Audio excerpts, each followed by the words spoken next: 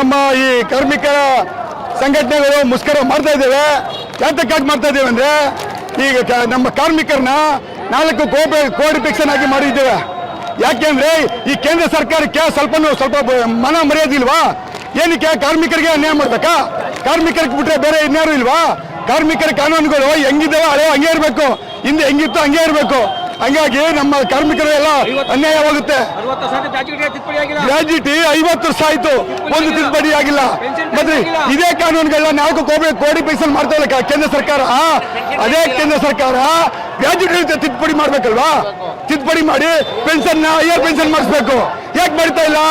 ಏನಕ್ಕೆ ಬರ್ತಾ ಇಲ್ಲ? ಏನು ಇವ್ರೊಬ್ಬರದೇ ಸರ್ಕಾರ ಇರೋದು, ಬೇರೆ ಸರ್ಕಾರ ಬರಕ್ಕಾಗಲ್ವಾ?